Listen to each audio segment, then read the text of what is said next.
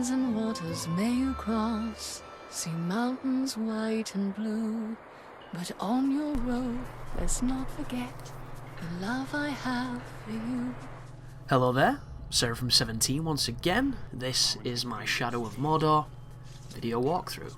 This is the main mission, Queen of the Shore. We have to make haste to the sea fort while avoiding detection.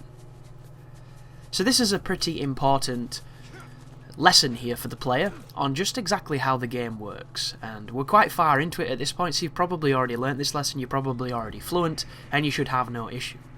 But whenever you are traversing the shadowed lands of Mordor, you will come into contact with orcs constantly. The entire economy of Mordor is orcs, and they're everywhere, and it makes the game interesting, it makes the game what it is.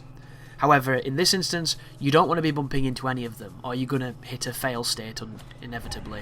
And because this game forces you to face your repercussions, it can be a little bit finicky in getting back to the mission that you've done. And I think that shows Monolith's lack of experience with these open-worldy-esque games, because Grand Theft Auto, back in the good old days, was horrendous for doing things along the lines of you'd get to a mission, it'd be very strict requirements, you'd fail it because you didn't really know what you were meant to do and it wasn't clear, and then you'd have to drive for 20 minutes to get back to the mission. And through further iterations, they learnt that the player doesn't want to do that. We need to streamline the experience and make it so it's less about the massive punishment and more about what you have to do. So they allowed you to take a taxi back to the mission, and then eventually they allowed you to just press restart. There was none of the bullshit of, oh, we're going to keep it tied to the world's fiction. So you can't just restart, you have to go back, you know. And they made it better, and they improved it. And there's probably a few people that like the old way, but I'm hoping there's a hell of a lot more that like the new way. And of course, I don't think Monolith have really done anything this big before, so it's one of those things that we take for granted in it being there, and this game doesn't have it. So in this day and age, when you see something like that, you're like, wow, that's such an interesting choice for it to not have that. And when you fail a mission here, there's no restart. You have to run back to where you found the mission, and a lot of the times it can be miles away, and it's just one of those things that it makes me wonder, did they realise it was this way? Did the testers spot this? Did they tell the people who were working for them? And, oh, that's how we want it, that's how we want it. Because there has to be a reason in my mind as to how something so blatantly obvious to someone who's played these games, and sandbox titles have been around for years, folks. We've all played them. Even if you don't like them, you've probably played them in some way, shape or form. Yet, the simplest of really useful, accessible features is completely missed in this game, which to me is one of the best games released this year. I think this game is absolutely fantastic. It's just a couple of things that pull it down. This mission here, very simple.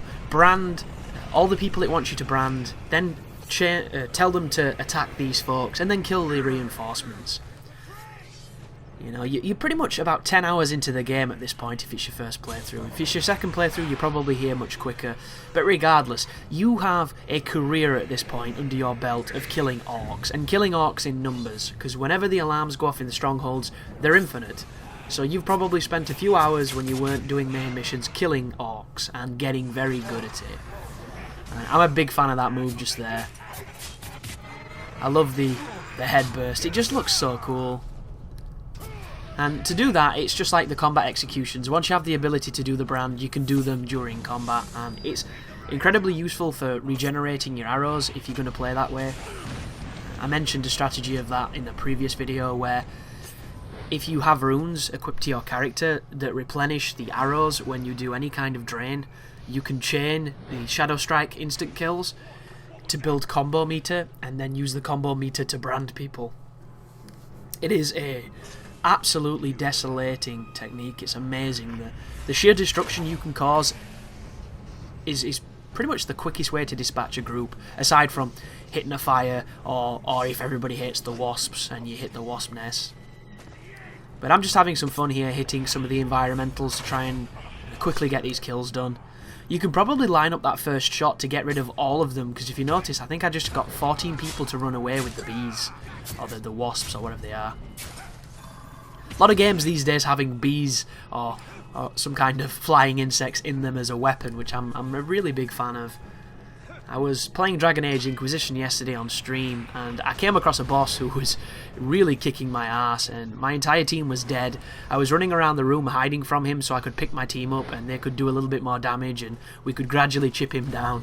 And it got to the end of the fight. I'd been fighting him for about 10 minutes. It was really rough, and I ended up throwing a bottle of bees at him, or wasps, or whatever it was, and we ended up killing him.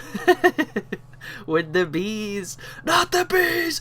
Not the bees! It was so good. It truly was. But thank you very much for watching. You take care now.